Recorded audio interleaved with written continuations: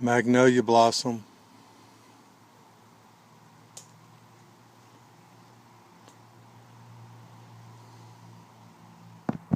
Hey, what's up, friends? Deep South here. I got tagged last week by Forest Prepper to do my survival tin. If I'm not mistaken, the tag originated from Jedi Knight of the Woods. And I guess I'm supposed to tag 3 at the end of this video. Forrest, you really don't know what can of worms you opened up with me on that, because survival tins became an obsession with me years and years ago. And I'll get to that in just a minute. As you see, I got my frog tog on. It is hot here. Got up here in the low 90s today. Right now it's 86. Sun's kind of going down and clouded up, so it cooled off, but the humidity's wicked, very high. It's hot, uncomfortable, muggy. But I'm gonna do this, and in fact, looking forward to doing it. I've been wanting to do one of these, but I'll get more extensive toward each tin at a later date. Now I'm just going to do my introduction and what I'm using right now. So, on to that. Well, as you can see from this, I like to build kits. It just became an obsession with me for some reason. And if you see the 2 ammo tins, that's for my vehicles. I've been building those for a while now. What happens to me is I start on these kits, and then I find something I don't have and can't afford, and I kind of put it to the side and then go to the next one and start building it with what I got. Those 2 Tupperware bins are usually stuffed to the brim with things that go in the kits. I'm kind of settling down now, but started working on fire kits thanks to Mr. Scooty 1968 and some stuff that I saw Effie Jr. doing. So I got interested in doing fire kits recently too. But as far as my survival tins, this is what I've been working with. This is a big Altoid tin. Look at the size of that. I was going to use it for a survival tin, but I'm going to make a fire starting kit out of it.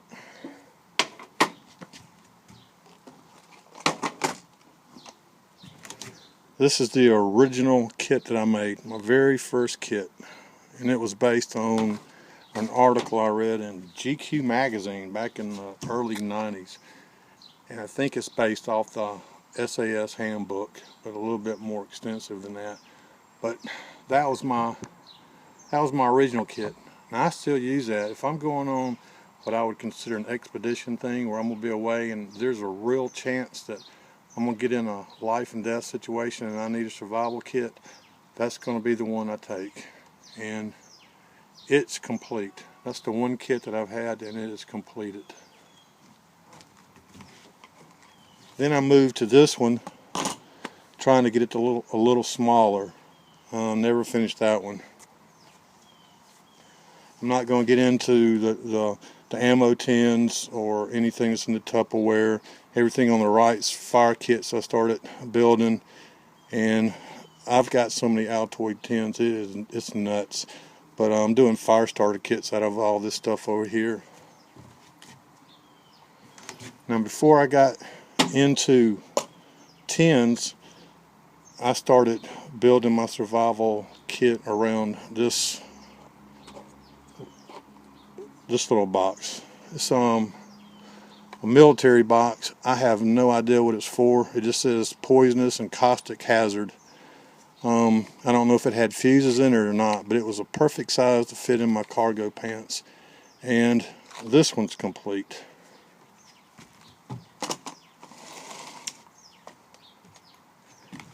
Now, what I started doing was building my tins around the Maxpedition pouches.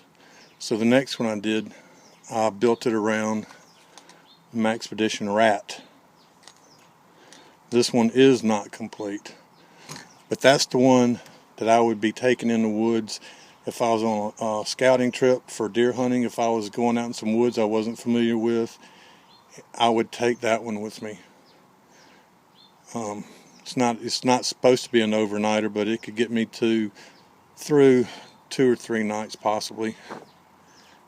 But it's more or less meant for, you know, an overnight if something was to happen.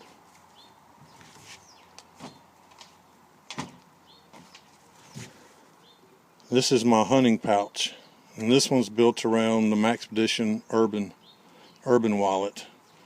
And I do take this one with me. When I go in the woods and I go hunting, I've usually got this one in my bag. You know, I've got my lightweight survival kit that I've already done a video on, but this one is in my day bag. This is the one I'm going to go over today. This is my urban survival kit. Since I live in an urban environment, this is something that I would most likely use now. And I keep this in my day bag. My day bag, my briefcase, my EDC bag, whatever you want to call it, which I'll do a review on that I'll do a review on it one day. But this is the one I'm going to go over today. It's also built around the Maxpedition Urban wallet. Now, a note about the Maxpedition Urban wallet. It's been discontinued, but I went on their site before I did this video, and even though it's discontinued, they still have some on stock, but it's also on sale for $12.99 or $12.95 now. So if you want one of these, I'm sure you could pick them up on Amazon even after Maxpedition gets through selling their stock. But I really like the wallet. I don't know why they're discontinuing it, but they are. So now I'm going to go into the contents of my kit. Peace in Mississippi. Alright, here's the kit. The tin is based around the Maxpedition Urban Survival Wallet. At least that's what I call it. On the outside, I've got a Fisher Space Pen. On the edge, I got a mini Gerber Para.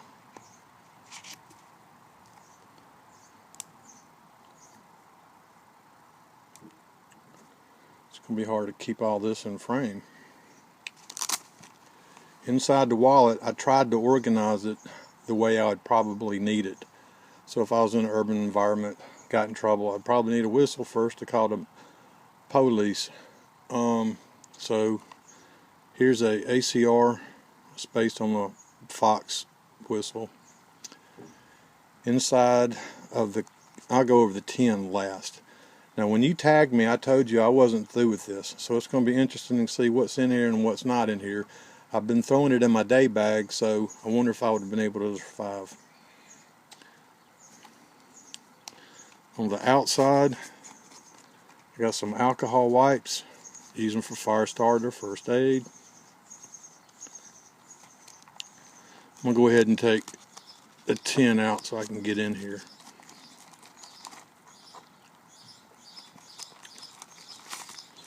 More band-aids, what y'all call plasters.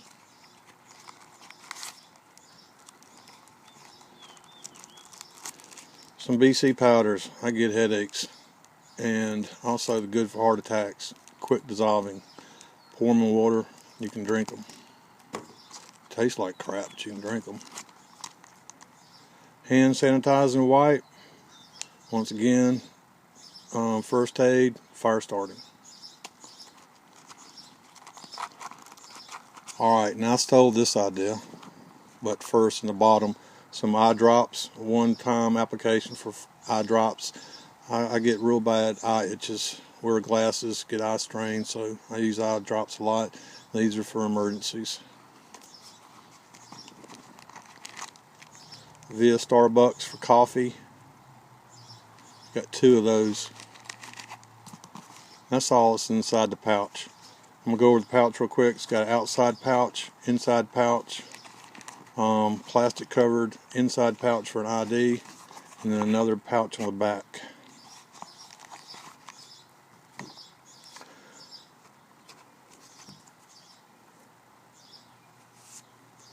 Fresno lens, keep that on the back. I stole this idea, I think his name is Mekalish, something like that. I'll put his post, his channel description in the abouts later. I just thought it was a really good idea. I'm not going to go through everything that's in here. A lot of it you can see on the outside. I've got a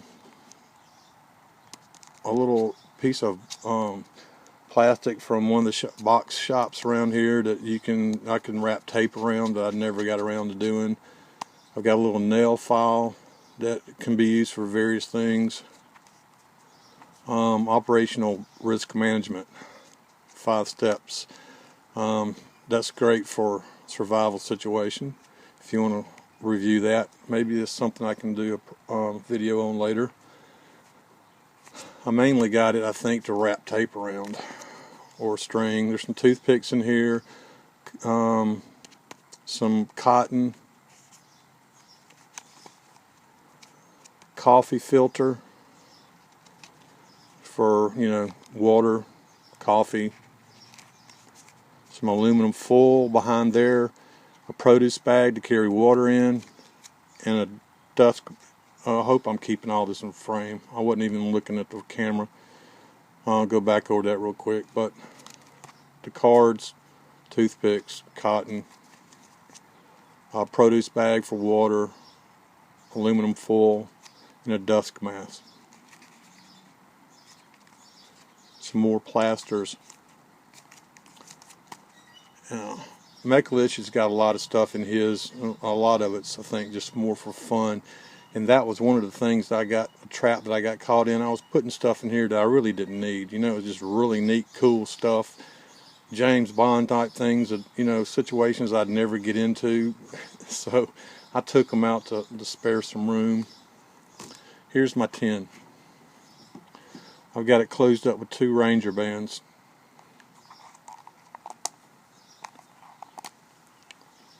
Of course, the Ranger bands can be used for fire starting too. And this is an ordinary Altoids tin that I painted black, and I just put camo duct tape all around because I thought it would make it look pretty cool. I really like that, if you want to know the truth. Inside the tin, a rubber band. And this is the one that goes around asparagus. They're the heavy duty rubber bands, really good rubber bands. I've got a rare earth magnet right here. Very, very strong magnet. If I needed to make a compass, I could make a compass using a magnet. Got a paper clip on there, and I've got a sewing needle. Some water treatment tablets. These are portable aqua chlorine dioxide. Man, I was surprised how expensive these things were. Like $15 for a box. I got ripped off. I could have got them on Amazon cheaper, but here's a drinking straw. This got Neosporin in it, an antibiotic. Claritin D. If you live in the South, we're plagued by pollen, hay fever, drive you nuts. I don't want to get in a situation where if I ever had an allergy attack that I didn't have one of these, because they would make my life miserable if I didn't have one. A mini Bic lighter with some wire wrapped around it. Various means for fire starting in here. And then the wire, of course, you could use for snare. I could, I don't know why I'd be snared around here. Rabbits are not very popular in this urban area. I got lots of rats and tree rats, so squirrels, but I could use it mainly for lashing or building something. But I don't plan on being out that long, but just in case, it's in here. A pencil sharpener. If I had some fat wood or ran across some fat wood, or just had a stick, I could make some mayo dust out of it, or some shavings for fire starting. Some dental floss for lashing. If I felt like cutting or sewing myself up, which I doubt I'd be doing, but anyway, there's some dental floss, lots of uses for that. A little mini flashlight. This is one of the cheap ones I think I got at Home Depot. but it's just as good as the Streamline Nano, a lot cheaper, not quite as small. Couple safety pins, the large ones. Another large, this is a large sewing needle.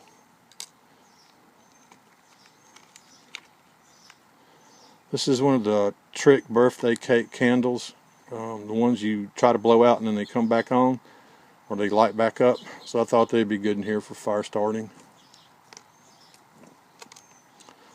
A little ferrocerium rod, a pencil, some duct tape that I wrapped around a little canister. It's not waterproof, but inside there's some waterproof matches inside this little canister that I wrapped the duct tape around.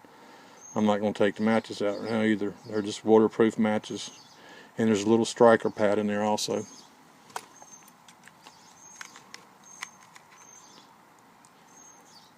P51 can opener, screwdriver. Here's a reminder to everybody, if you have an iPhone, be sure to turn airplane mode on, because if you're in the middle of a video and wife woman calls, it's going to turn your video off and you got to start all over almost. I think I can just add this one on to the Google app capture. I don't think I got to start all over. Hopefully I don't. I'll just add this one, edit it on to the end. Enough of that. Here's another coffee filter for water, for making coffee. Plasters. Sail needle.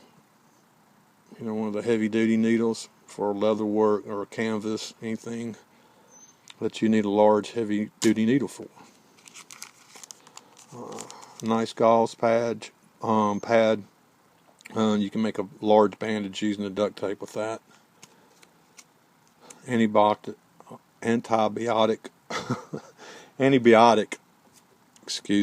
hot, frustrated ointment. Another cleaning pad, antiseptic pad, and then the bottom is a couple pieces of Write in the Rain paper. Okay, that's the contents of my kit. Okay, there's one last shot overhead, and I think that's got most of the contents of the kit in there.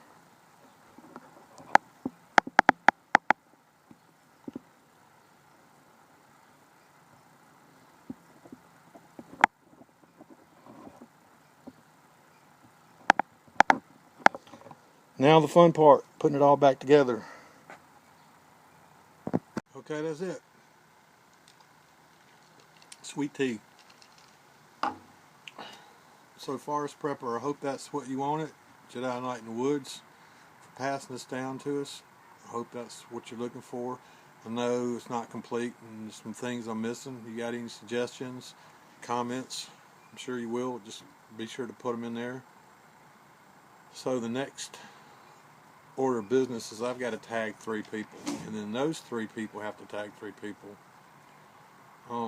Before I do that, just one more thing. You know, I said that now I got to put this kit all back together, and to me that's kind of the fun thing, because you've only got a limited amount of space in a tin, right? And I'm sure y'all have all run across this, and it matters so much how you arrange things in these tins. Isn't that pretty? I just think it's cool. So it's like putting together a jigsaw puzzle, putting all the pieces together and seeing what will fit and what doesn't fit, and what you can make smaller and what you can do without. So, you know, so a little puzzle to put together. I really enjoy doing them, and that's why I keep doing it. It's become an obsession. So for my 3 tags, since he hasn't put out any videos lately, and this might be the only way I can make him do some videos, he might get mad at me for saying this too, because I know he is working on 1 or 2. Fog 360, you are tagged. Show me your survival tin. I went in and I may have missed it. Everybody I'm about to tag, I looked in their videos to see if they had done a survival tin. I don't think they have. I don't think you have. But if you have, maybe you've updated it. And also another point, If anybody that I tag has already been tagged, then just tag somebody else, or come on briefly, tag somebody else, tag your 3 or whatever. What's happening? See what you get for making comments on my videos.